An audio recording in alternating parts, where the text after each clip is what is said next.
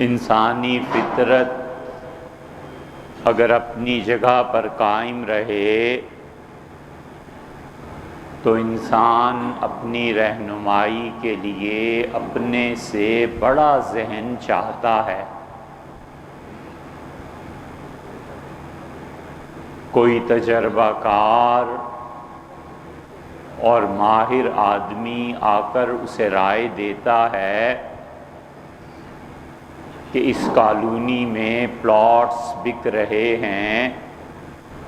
اور بیٹے یہ نہیں یہ خرید لیں،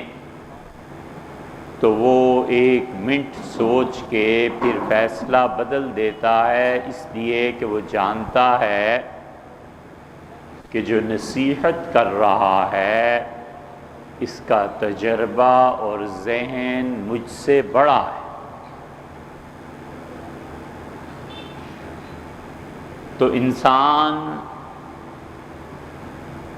اگر عقل قائم ہو اور شعور کام کرتا ہو تو اپنی رہنمائی کے لیے اپنے سے بڑا ذہن چاہتا ہے۔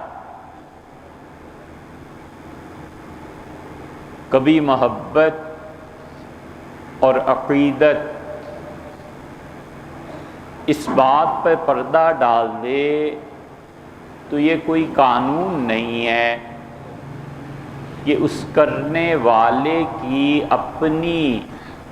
مرضی یا مجبوری ہے۔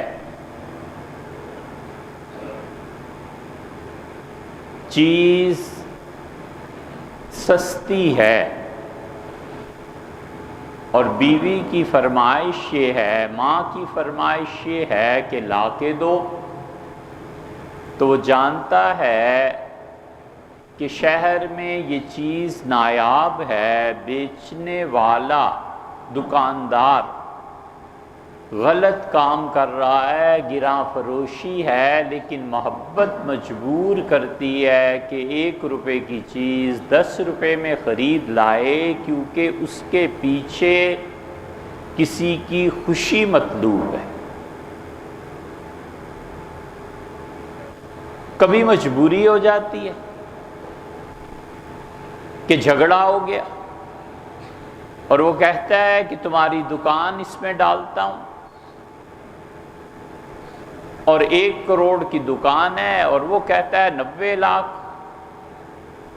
تو یہ ایک الگ چیز ہے کہ آدمی مجبوری سے کوئی بات مانے یا محبت سے کوئی بات مانے، وگرنہ انسانی ذہن کو اللہ نے بنایا ہی ایسا ہے کہ وہ اپنی رہنمائی کے لیے اپنے سے برتر اور عالی ذہن چاہتا ہے۔ اس لیے یہ جتنی مذہبی رہنمائی ہے،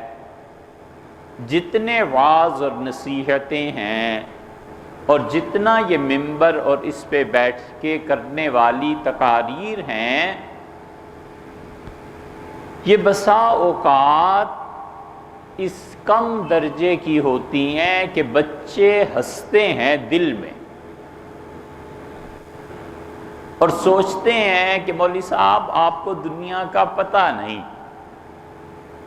لیکن بولتے اس لیے نہیں کہ خوف ہے اگر کہہ دیا تو کفر کا فتویٰ لگے گا، یا پھر ادب ہے کہ نہیں بڑے ہیں جو کہتے ہیں بس سن لو۔ اس لیے مذہب کی دعوت، دین کی دعوت، شریعت کی دعوت اور لوگوں کو اللہ کے دین کے متعلق بتانے کے لیے یہ ضروری ہے کہ انسان کا ذہن سننے والوں کے ذہن پہ کوئی نہ کوئی کسی حیثیت سے بڑاپن رکھتا ہو، وگرنہ نہ کوئی سنے گا نہ کوئی مانے گا۔